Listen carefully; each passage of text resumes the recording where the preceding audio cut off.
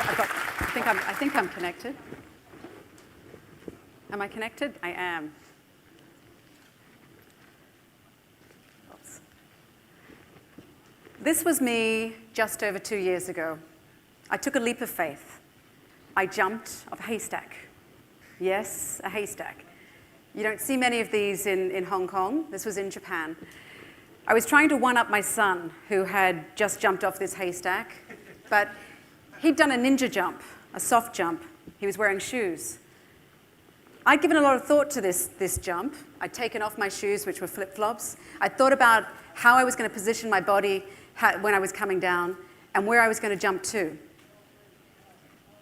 Unfortunately, despite all of that, it didn't quite work out the way I had expected it to. I ended up smashing my foot into smithereens, resulting in me being in a wheelchair for 3 months, crutches for another few months after that, and weekly physio to this day.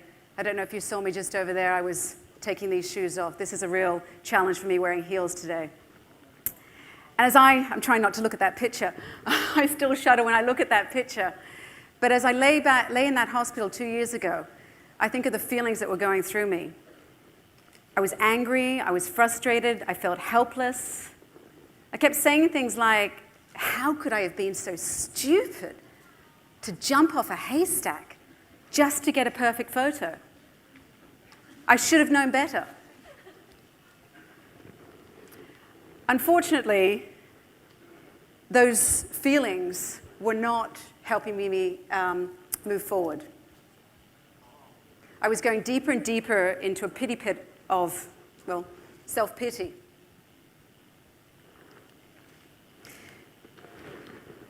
I often reflect on the work of Brené Brown, who studies shame and vulnerability.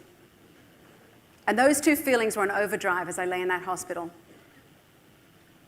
But I now realize it was my acceptance of those feelings that allowed me to breathe through them and open myself up to accept the support of those around me. My motivation at the time to move forward, to do something different, was my children. I have 3 young kids, and at the time, my little one had just turned 3. And they wanted their mum back. They wanted their mum back to be able to do the things I used to do that gave me great joy, things like skiing. This was me actually skiing a year after the accident. So it was my children that drove me to change my focus from all the things that weren't working for me, all the things that I couldn't do, to focusing on the things that were going right, the things that I could do back then. So I changed my mindset.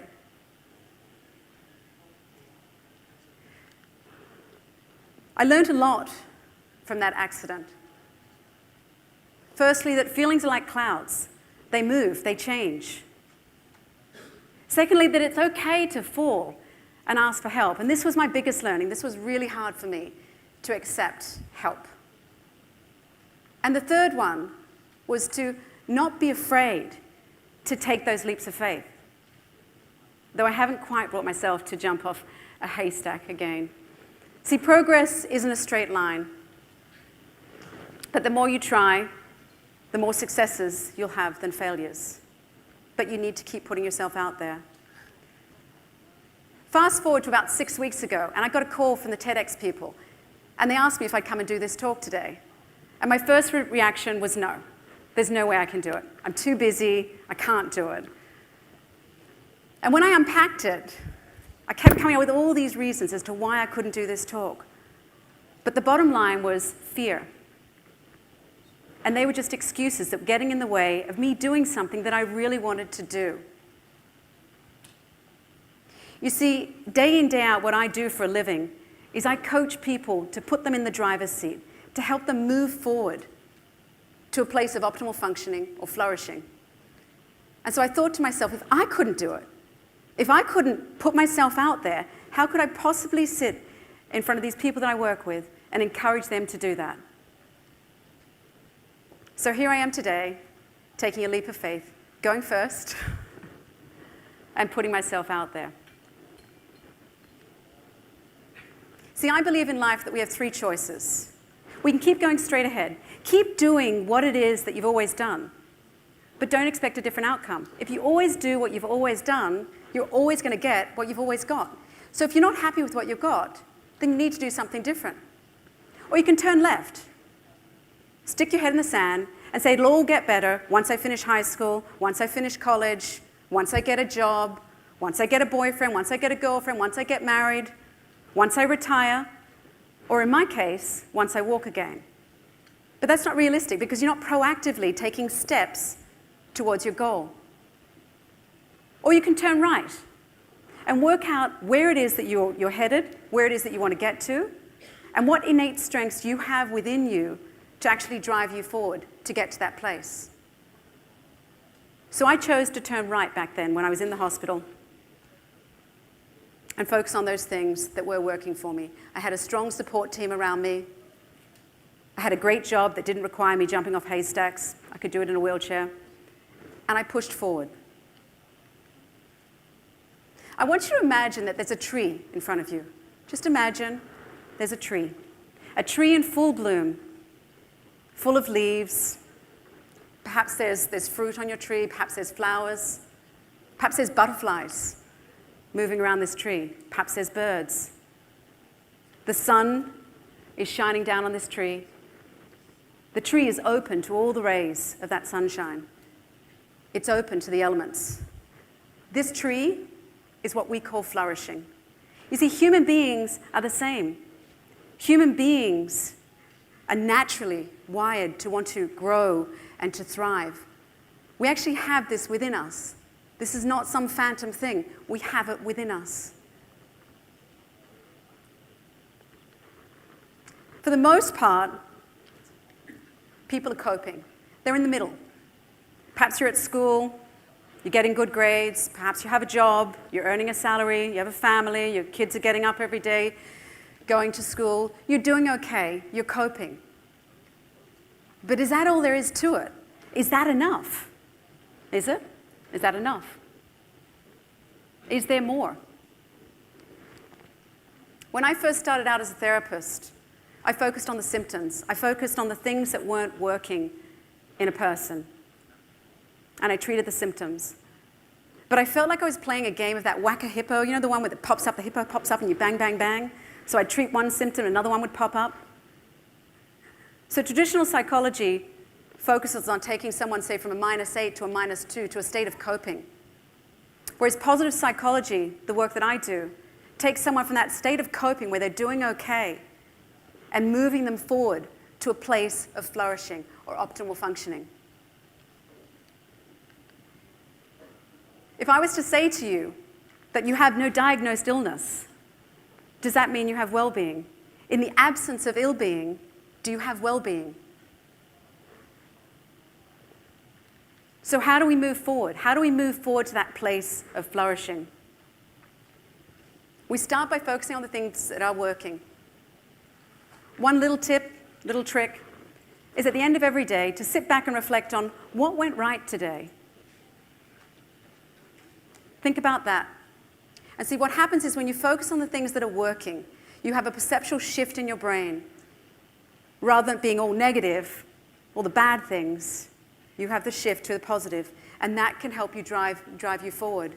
It's not about ignoring the things that aren't working, but the belief is that by focusing in on the strengths, the things that are working, you can bring up those things that aren't working so well. Maureen Gaffney has written a book on the topic of flourishing. The title is actually Flourishing. It's a fantastic book. And she's come up with 4 elements that contribute to flourishing. To help explain these 4 elements, I'd like to introduce you to a client of mine that I coached about a year ago. She came to me, a 13-year-old girl. And this 13-year-old girl came to me and she said she lacked confidence. And I said, okay, what does confidence look like to you? What does confidence mean? And she said, I have a dream, I have a goal, I have a hope of one day being able to sing to a small group of people. And so I asked her, what would that mean to you to be able to do that? And she said, it would fill me with joy. I would feel empowered, and my belief in my abilities would increase. I said, okay. Sounds like a pretty worthy challenge. She had the obstacle to overcome of fear that was getting in the way of her doing something she really wanted to do. The second one, connectivity. This girl was incredibly aware of what was going on inside of her. She was aware of the fear that was holding her back. She was very aware of where it was that she was headed. She was very self-aware. Autonomy. Nobody was pushing this girl. Perhaps her parents had made the first appointment to come and see me, but no one was pushing this girl. This was something that she wanted to do. She wanted to rise to the challenge. You see, no one can push anyone to jump. No one pushed me off that haystack. I jumped. This girl took that leap of faith. Competencies. We focused in on her innate strengths, her love of music, and her desire to share that with other people. Her determination. We focused on those things which drove her forward. We worked her way up until she got to the point where she was okay to be able to sing in front of a small group of people. And we were careful to not move her forward until she was ready. She started out singing just with her family, then with a small group of friends, then at a small group just at school. And then I had an opportunity arise in Shenzhen where I had to teach a workshop on positive emotions. And I thought, what better way to teach this than to demonstrate it? So I invited this 13-year-old girl to join me at this workshop. And she came and she sang in front of 100 grade 1 and grade 2 kids. This was a huge deal. And once she finished, I asked her in front of all of these kids, how do you feel? And she said, I feel filled with joy. I feel confident. I feel empowered. She said, but the best thing was that I've helped these children grow those positive emotions. It was wonderful. A few months then passed by. A few months passed by and I asked her to write about the best day of her life. And with her permission, I want to share a little bit of this essay that she wrote for me. I wasn't a confident person, and I wasn't comfortable at all with being vulnerable and exposed in front of large groups of people. So naturally, singing in front of many people, it scared me. And I didn't like knowing that I could mess up at any time and I would be absolutely humiliated. That didn't look appealing to me, so I refused to sing. However, I soon realized that focusing on my fear was not helping me work towards my goal of growing in confidence. So I decided to just go for it. The first time I actually sang in an unprotected environment was in Shenzhen, when I sang in front of a group of first and second grade kids, and there was a lot of them. It doesn't sound scary now, but looking back on it, I was extremely frightened. When I did it, it was the best feeling in the world. It was an amazing feeling. And after that, I knew I had to keep going forward. I had to keep striving to become more confident and resulting in being able to convey my passion of music to everyone and any time without a problem. But I also realized it was not only for that reason. I want to be able to raise my hand in class without a fear in the world. I want to be able to start conversations with people, and I want to be able to say things on my mind. If I want to continue to have best days of my life, I need to keep putting myself out there. I need to be confident. This girl is Christina. When I thought about today, and I thought about the topic that I'd be sharing, I once again thought of Christina. And so I asked Christina, would she like to come here today? Since I'd be talking about her anyway, would she like to be here? And her response to me was, would I need to do anything? And I said, if you want to. She said, would I need to sing? And I said, if you want to. And so, in closing, I would like to introduce you to Christina. Come up, Christina.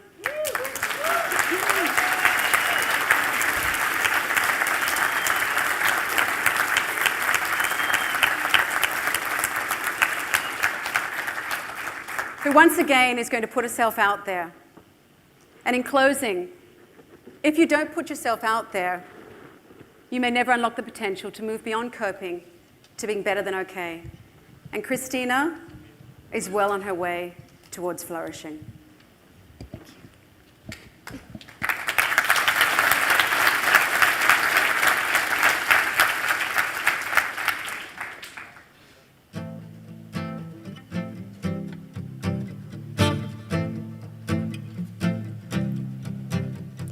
I love it when you just don't care. I love it when you dance like there's nobody there. So when it gets hard, don't be afraid. We don't care what the people say. I love it when you don't take no. I love it when you do what you want, 'cause you just said so. Let them all go, hold me out late. We don't care what them people say. We don't have to be ordinary. Make your best mistakes, 'cause we don't have the time to be sorry.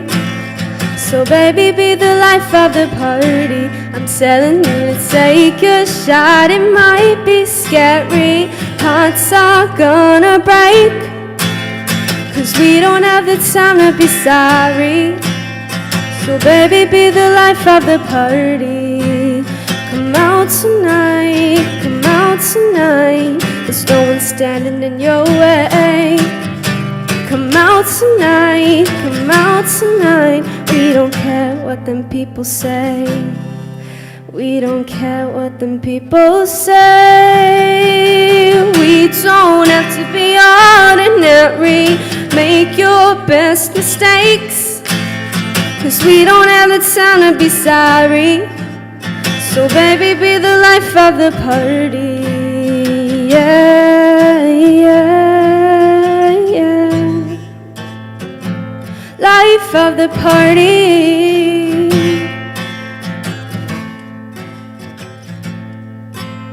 'Cause we don't have the time to be sorry. So baby, be the life of the party.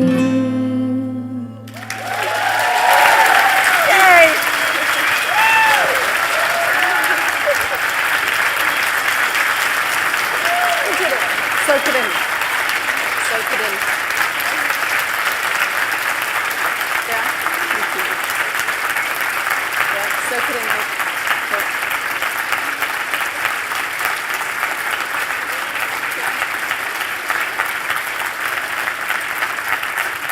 Can I just ask one last question?